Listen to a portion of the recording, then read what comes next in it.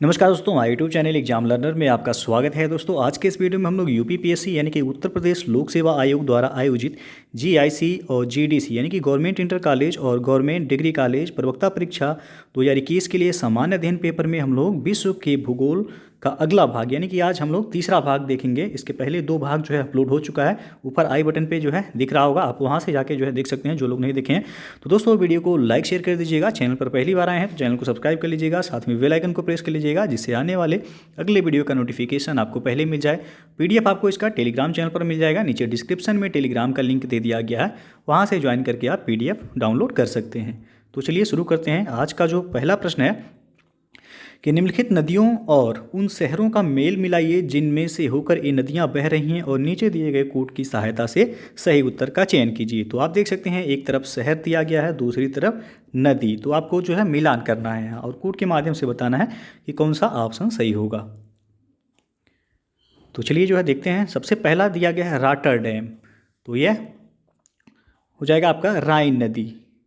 तो ए का हो जाएगा यहाँ तीसरा। उसके बाद बी है पेरिस। पेरिस में कौन सी नदी जो है प्रवाहित होती है, तो वह है सीन नदी। तो यहाँ बी का हो जाएगा पहला। और बुडापेस्ट में जो है आपका डेन्यूब नदी हो जाएगा यहाँ, तो सी का चौथा हो जाएगा। और वाशिंगटन में पोटोमैक नदी, तो डी का हो जाएगा दूसरा। तो 3 4 1 2 जिस ऑप्शन में होगा वैसे ही हो जाएगा। 3 1 4 2 आप देख सकते हैं विकल्प सी जो है यहाँ सही है।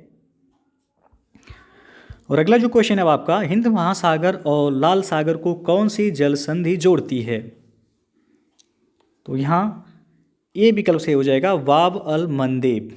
हिंद महासागर और लाल सागर को बाब अल मंदेब जल संधि जोड़ती है, तो यहाँ आपका ए ऑप्शन सही हो जाएगा। और बी जो दिया गया है हारमुज जल संधि, ये आपका फारस की खाड़ी एवं ओमान की खाड़ी को जोड़ती है। फारस और ओमान की खाड़ी को कौन सी जल संधि जोड़ती है, तो यह हारमुज जल संधि है। उसके बाद बोस्पोरस जल संधि दिया गया यहाँ, ये आपका काला सागर एवं मरमरा सागर को जोड़ती है। किसको? काला सागर और मरमरा सागर को बोस्पोरस जल संधि जोड़ती है। उसके बाद डी है यहाँ मलक्का जल संधि, ये अंडमान सागर को, मलक्का जल संधि अंडमान सागर को दक्षिणी चीन सागर से जोड़ती है। तो यहाँ जो है आपका पूछा गया है कि लाल सागर और हिंद महासागर को कौन सी जल संधि जोड़ती है, तो है बाब अल मंदेब।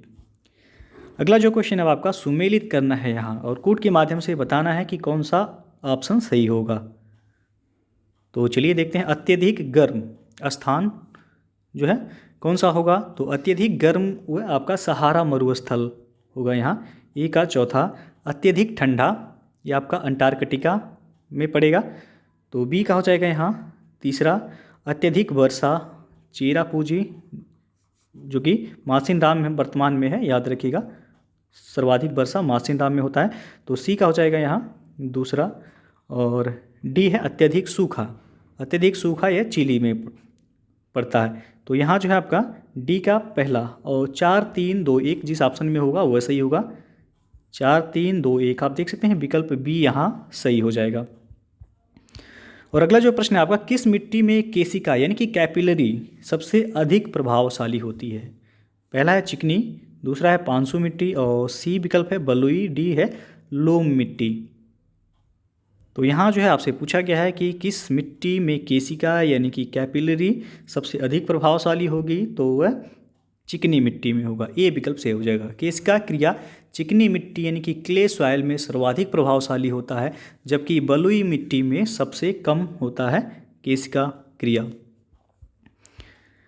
अगला जो प्रश्न है आपका, विश्व में सबसे अधिक कोयला उत्पादन करने वाला देश कौन सा है, तो यह है चीन। आप सबको पता होगा चीन जो है विश्व में सर्वाधिक कोयला उत्पादन करने वाला देश है। अगला जो प्रश्न है, निम्नलिखित में से कुलगार्डी में कौन सी क्रिया संपन्न होती है, तो यहाँ 4 विकल्प दिया गया, आपको बताना है कौन सा विकल्प सही हो जाएगा। तो यहाँ सी ऑप्शन से हो जाएगा सोना खनन।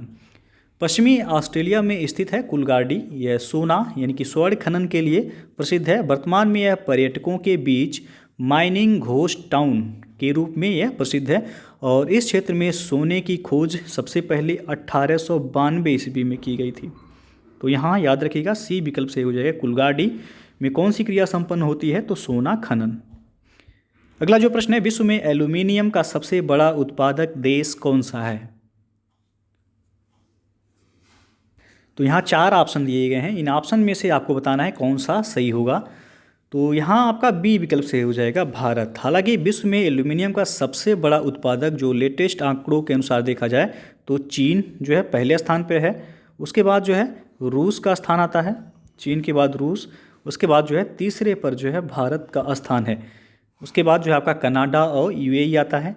तो यहाँ जो है आपका ऑप्शन में चीन भी नहीं है ना तो रूस है, तो बी ऑप्शन इसलिए सही हो जाएगा यहाँ भारत।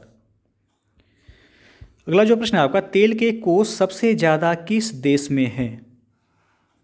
तो यहाँ आप डी विकल्प से हो जाएगा वेनेजुएला में। सर्वाधिक भंडार पूछा गया है तो वह वेनेजुएला में है। और दोस्तों जो है ना, अकेडमी पर लोअर पीसीएस एग्ज़ाम 2021 के लिए एक कोर्स लॉन्च हो रहा है 26 जनवरी से, और ये पूरे 5 मंथ्स का कोर्स होगा, 30 जून को ख़त्म हो जाएगा, जिसमें आपको यूपीपीएससी के टॉप एजुकेटर्स द्वारा पूरे सिलेबस को यानी कि प्री और मेंस आपको कवर कराया जाएगा। इसमें नोट्स प्रोवाइड किए जाएंगे और इसमें जो है आपका वीकली आपका टेस्ट होगा। तो जो लोग इस बैच से जुड़ना चाहते हैं आप आसानी से जुड़ सकते हैं, डिस्क्रिप्शन में लिंक दे दिया गया, वहाँ से जाके आप चेक कर सकते हैं। और यदि आप सब्सक्रिप्शन लेते हैं तो आप हमारा रेफरल कोड यूज जरूर कीजिएगा, एग्जाम लर्नर, जिससे आपको 10% का डिस्काउंट वहाँ पर मिल जाएगा। तो आपसे जो है सब्सक्रिप्शन लेते समय रेफरल कोड नीचे जो है मांगा जाता है, यदि आप डालते हैं हमारा रेफरल कोड एग्जाम लर्नर तो आपको जो है तत्काल वहाँ पे 10% का डिस्काउंट मिल जाएगा। तो ये रेफरल कोड यूज जरूर कीजिएगा। और अनअकैडमी पर वीडियो को अनलॉक करने के लिए भी आप हमारा रेफरल कोड यूज करके यानी कि एग्जाम लर्नर यूज करके आप वीडियो को आसानी से देख सकते हैं। तो सबसे पहले आपको अनअकैडमी का लर्निंग ऐप इंस्टॉल करना होगा, उसके बाद अपने मोबाइल नंबर और ईमेल आईडी के थ्रू लॉगिन करके आप सब्सक्रिप्शन ले सकते हैं। और अगला जो प्रश्न है आपका, कोयले का सामान्य प्रकार कौन सा है? तो यहाँ ए विकल्प से हो जाएगा बिटुमिनस। कोयला यदि देखा जाए तो कार्बन की मात्रा के आधार पर या अंश के आधार पर तो 4 प्रकार का होता है। कौन कौन सा? तो सबसे पहला एंथ्रेसाइट, उसके बाद बिटुमिनस, फिर लिग्नाइट और चौथा जो है वह पीट है, पीट कोयला। और यदि देखा जाए तो चारों प्रकार के कोयले में बिटुमिनस सामान्य किस्म का कोयला माना जाता है और एंथ्रेसाइट ये आपका अत्यंत उत्तम कोटि का कोयला माना जाता है। तो यदि पूछा जाए उत्तम कोटि का कोयला कौन सा है तो वह एंथ्रेसाइट है, और सबसे निम्न कोटि का कोयला जो होता है वह पीट कोयला होता है। तो कोयला जो है 4 प्रकार की होती है, आपको बताया गया, जो है एंथ्रेसाइट सबसे उत्तम कोटि का, फिर जो है सामान्य कोटि का बिटुमिनस होता है, फिर लिग्नाइट और चौथा जो होता है वह पीट कोयला जो कि निम्न कोटि का कोयला होता है। और भारत में कुल प्राप्त कोयले का करीब 98% प्राचीन काल की गोंडवाना शैलों में पाया जाता है। और गोंडवाना युगीन कोयला मुख्यतः किस प्रकार का है तो वह बिटुमिनस प्रकार का है यहाँ। तो भारत में ज़्यादातर जो है बिटुमिनस कोयला पाया जाता है। अगला जो प्रश्न है आपका, ऊर्जा के वाणिज्यिक स्रोतों में विशुद्धतः शामिल होते हैं? तो यहाँ 4 विकल्प दिया गया, आपको बताना है कौन सा सही होगा। तो यहाँ ए विकल्प से हो जाएगा शक्ति, कोयला, तेल, गैस, जल विद्युत और यूरेनियम। ऊर्जा के वाणिज्यिक स्रोतों में जो है विशुद्धतः है आपका शक्ति, कोयला, तेल, गैस, जल विद्युत और यूरेनियम इसमें शामिल हैं, तो ये ऑप्शन सही हो जाएगा। अगला जो प्रश्न है, निम्नलिखित में से कौन सा शहर धातु के व्यापार का सबसे बड़ा केंद्र है? तो वह है लंदन। सी ऑप्शन यहाँ से हो जाएगा, लंदन ये धातु के व्यापार का सबसे बड़ा केंद्र माना जाता है। और अगला जो क्वेश्चन है, साफ रात मेघी रातों की अपेक्षा अधिक ठंडी होती है? तो यहाँ दिया गया है संघनन के कारण या फिर विकिरण के कारण या आपतन के कारण या चालन के कारण। तो बी विकल्प से हो जाएगा यहाँ विकिरण के कारण। मेघी रातों में वायुमंडल में जलवाष्प की मात्रा साफ रातों की अपेक्षा अधिक होती है। बहिर्गामी पार्थिव विकिरण को जलवाष्प अवशोषित करता है और फलस्वरूप मेघी रातें अपेक्षाकृत अधिक गर्म महसूस होती हैं। इसके अतिरिक्त साफ रातों में वायुमंडल में जलवाष्प की कमी के कारण रात्रि के समय पार्थिव विकिरण आसानी से शून्य में चली जाती हैं, जिससे साफ रातें व ठंडी महसूस होती हैं। वास्तव में वायुमंडल या ग्रीन हाउस प्रभाव की भांति ही जो है व्यवहार करता है। तो बी ऑप्शन से हो जाएगा कि साफ रात मेघी रातों की अपेक्षा अधिक ठंडी होती है क्योंकि विकिरण के कारण। अगला जो प्रश्न है, मानसून का निवर्तन इंगित होता है? पहला है साफ आकाश से, दूसरा है बंगाल की खाड़ी में अधिक दाब परिस्थिति से, तीसरा है स्थल पर तापमान के बढ़ने से। तो निम्नांकित कूटों में से अपना उत्तर चुनें। तो यहाँ आपका तीनों ही सही हो जाएगा, सी विकल्प सही होगा। 1 2 3। मानसून का निवर्तन इंगित होता है साफ आकाश से भी, बंगाल की खाड़ी में अधिक दाब परिस्थिति से और स्थल पर तापमान बढ़ने से। उत्तरी भाग में जब मानसून लौटने लगता है तो प्रारंभ में स्थल पर तापमान में थोड़ी सी वृद्धि होती है और मानसून के लौटने के साथ साथ उत्तर पश्चिम में विस्तृत निम्न दाब का क्षेत्र बंगाल की खाड़ी की ओर बढ़ने लगता है। इस समय आकाश जो होता है वह क्या होता है, तो स्वच्छ यानी कि साफ होता है। तो यहाँ जो है तीनों ही कथन सही हैं। अगला जो प्रश्न है, निम्नलिखित में से किस युग्म का मिलान सही है? 4 विकल्प दिया गया है, इसमें पूछा गया है सही मिलान कौन सा है इसमें। तो सही मिलान यहाँ बी ऑप्शन दिया गया कि भूमध्य रेखीय क्षेत्र में गरज के साथ वर्षा मध्याह्न में होता है।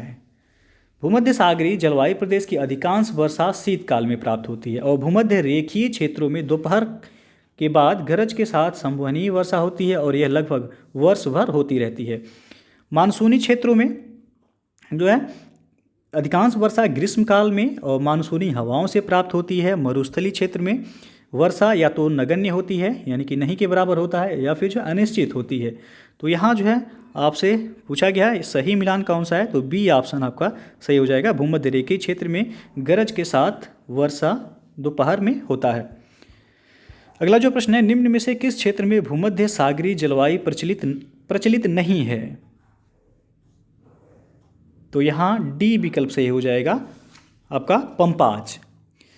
मध्य चिली जो दिया गया है यहाँ ऑप्शन में, केप टाउन जो कि ये दक्षिण अफ्रीका में पड़ता है और एडिलेड ये ऑस्ट्रेलिया में पड़ता है। इसमें भूमध्य सागरीय जलवायु जो कि कोपेन के अनुसार दिया गया है CSA और CSB पाई जाती है, जबकि पंपाज क्षेत्र में जो है उष्ण जलवायु पाई जाती है जिसको CWB कहा जाता है। कोपेन का जलवायु वर्गीकरण सिद्धांत जब पढ़ेंगे आप तो उसमें जो है आप देखेंगे। तो यहाँ पूछा गया आपसे भूमध्य सागरीय जलवायु प्रचलित नहीं है तो वह पंपाज होगा, डी ऑप्शन सही हो जाएगा यहाँ। अगला जो प्रश्न है आपका, अफ्रीका की मूलभूत जनजाति पिग्मी किस नदी की घाटी में पाई जाती हैं? तो यह कांगो में पाई जाती हैं, बी विकल्प सही हो जाएगा यहाँ। पिग्मी जनजाति ये विषुवत रेखीय अफ्रीका के कांगो बेसिन के वर्षा वनों में रहने वाली जनजाति हैं। यह शिकारी जनजाति हैं और पिग्मी जनजाति का निवास पेड़ों पर बनाई गई झोपड़ियों में होता है जिन्हें मोंगलूस कहा जाता है। नाम जो याद रखिएगा, पूछा भी जा सकता है कि पिग्मी जनजाति जहाँ निवास करते हैं जिन झोपड़ियों में उन्हें क्या कहा जाता है, तो मोंगुलस कहा जाता है, मोंगुलस। अगला जो प्रश्न है आपका, पिग्मीज निवासी हैं, अभी बताया गया है पिग्मीज कहाँ के निवासी हैं, तो ये अफ्रीका के निवासी हैं, अफ्रीका के कांगो क्षेत्र के। और अगला प्रश्न है, एस्किमो निवासी हैं कहाँ के, तो ये कनाडा के निवासी हैं, ए विकल्प से हो जाएगा। एस्किमो जनजाति है उत्तरी ध्रुवीय क्षेत्र के चारों ओर निवास करने वाली जनजाति है जो कि अलास्का, कनाडा, ग्रीनलैंड और उत्तरी रूस में यह निवास करने वाली जनजाति है। तो यहाँ ए ऑप्शन दिया गया है, कनाडा। अगला जो प्रश्न है आपका, एस्पेरांटो है, तो यहाँ 4 ऑप्शन दिया गया, आपको बताना है कौन सा सही हो जाएगा। तो यह विश्व भाषा के रूप में कार्य करने के लिए बनाई गई एक कृत्रिम भाषा है, डी ऑप्शन सही हो जाएगा। अंतर्राष्ट्रीय संपर्क हेतु सहायक भाषा के रूप में एस्पेरांटो भाषा का विकास एल जेमेनहॉफ के द्वारा किया गया था। अगला जो प्रश्न है आपका, वह देश जो विश्व में रेशम का सबसे बड़ा उत्पादक है कौन सा है? तो आप सबको पता होगा, चीन है। वर्तमान में रेशम का सबसे बड़ा उत्पादक देश जो है वह चीन है।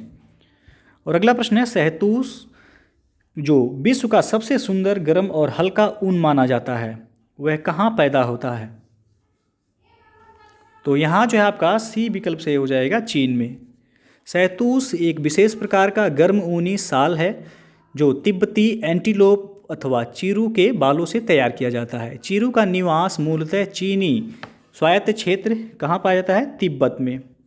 तो यहाँ पूछा गया है कि शहतूश जो कि विश्व का सबसे सुंदर, गर्म और हल्का ऊन माना जाता है, यह चीन में जो है पैदा होता है।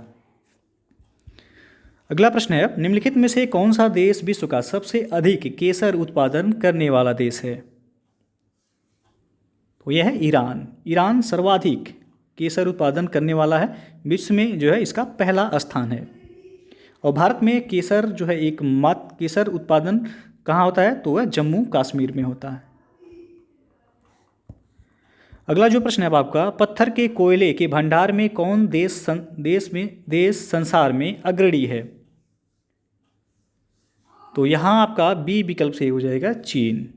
पत्थर के कोयले के भंडार में पूछा गया है कौन सा देश जो है संसार में अग्रणी है, तो वह है चीन। बी ऑप्शन सही हो जाएगा। और अगला प्रश्न है, संयुक्त राज्य अमेरिका को छोड़कर विश्व के निम्न देशों में से कौन सा देश कच्चे तेल का सर्वाधिक उत्पादन करता है? तो वह है सऊदी अरब। सी विकल्प सही हो जाएगा यहाँ। इंडियन मिनरल ईयरबुक का जो लेटेस्ट आंकड़ा जो है जारी किया गया था, उसमें संयुक्त राज्य अमेरिका के बाद जो है सऊदी अरब जो है सर्वाधिक तेल उत्पादक देश है। तो यहाँ सी ऑप्शन सही हो जाएगा, सऊदी अरब। और अगला प्रश्न है आपका, निम्नलिखित में से कौन सा देश विश्व का सबसे अधिक यूरेनियम उत्पादन करने वाला देश है? तो वह है कजाकिस्तान। ए विकल्प सही हो जाएगा यहाँ। विश्व में सर्वाधिक यूरेनियम का उत्पादन करने वाला देश कजाकिस्तान है। यहाँ विश्व का लगभग 41% यूरेनियम का उत्पादन होता है। अगला क्वेश्चन है, टिन मिलता है, तो यहाँ 4 विकल्प दिया गया है, आपको बताना है इसमें कौन सा ऑप्शन सही हो जाएगा। तो ए ऑप्शन सही हो जाएगा यहाँ, प्लेसर निक्षेपों में। विश्व में प्राप्त होने वाली टिन की 80% मात्रा वह प्लेसर निक्षेपों से प्राप्त होती है, और ये निक्षेप जो है रिवर वेड्स में पाए जाते हैं। अधिकांश प्लेसर निक्षेप यह दक्षिण पूर्व एशिया में फैले हुए हैं। अगला प्रश्न है, मृदा संरक्षण वह प्रक्रम है जिसमें, तो यहाँ 4 विकल्प दिया गया है, आपको बताना है कौन सा सही होगा। तो डी ऑप्शन यहाँ से हो जाएगा, मृदा को नुकसान से सुरक्षित किया जाता है। यदि बृहद अर्थों में देखा जाए तो मृदा संरक्षण यानी कि सॉइल कंजर्वेशन का अर्थ केवल अपरदन को नियंत्रित करना ही नहीं होता है, बल्कि इसका उद्देश्य भूमि की उच्च स्तरीय उर्वरता को बनाए रखना भी होता है। सामान्य अर्थों में भूमि उपयोग में सुधार ही मृदा संरक्षण कहलाता है। तो यहाँ आपका डी ऑप्शन सही हो जाएगा।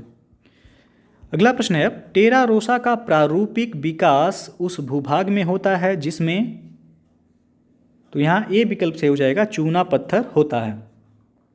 टेरा रोसा यह लाल मृदा के लिए इटालियन शब्द है। इसका विकास चूना पत्थर के अविलेय अवशेषों से होता है।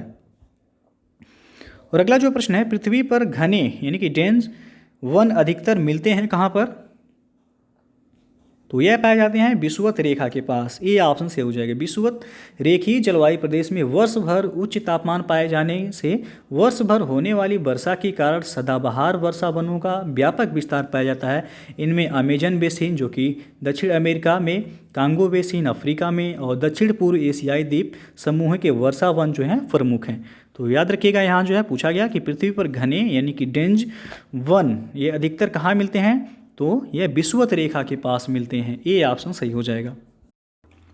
अगला जो प्रश्न है आपका, विश्व का कौन सा देश मुलायम लकड़ी एवं लकड़ी की लुगदी का सबसे बड़ा उत्पादक एवं निर्यातक है? तो यहाँ ए विकल्प से हो जाएगा, यूएसए यानी कि संयुक्त राज्य अमेरिका। ये वर्तमान में जो है मुलायम लकड़ी एवं लकड़ी की लुगदी के उत्पादन एवं निर्यात में जो है पहला स्थान है। इसके पहले जो था वह कनाडा का स्थान था, लेकिन जो है अब जो है लेटेस्ट आंकड़ों में देखा जाए तो यूएसए का पहला स्थान है। तो ए ऑप्शन यहाँ सही हो जाएगा। तो दोस्तों जो है ये था आपका विश्व के भूगोल का तीसरा पार्ट। इसके पहले जो है 2 पार्ट अपलोड हो चुके हैं। जो लोग नहीं देखे हैं वो आप चैनल के प्लेलिस्ट में जाके देख सकते हैं। तो वीडियो यदि पसंद आया हो तो लाइक शेयर कर दीजिएगा। चैनल को सब्सक्राइब नहीं किए हैं तो चैनल को सब्सक्राइब कर लीजिएगा। बेल आइकन को प्रेस कर लीजिएगा जिससे आने वाले अगले वीडियो का नोटिफिकेशन आपको मिलता रहे। पीडीएफ आपको टेलीग्राम चैनल पर मिल जाएगा। नीचे डिस्क्रिप्शन में टेलीग्राम का लिंक है, वहाँ से ज्वाइन करके आप पीडीएफ डाउनलोड कर सकते हैं। तो वीडियो को पूरा देखने के लिए बहुत बहुत धन्यवाद।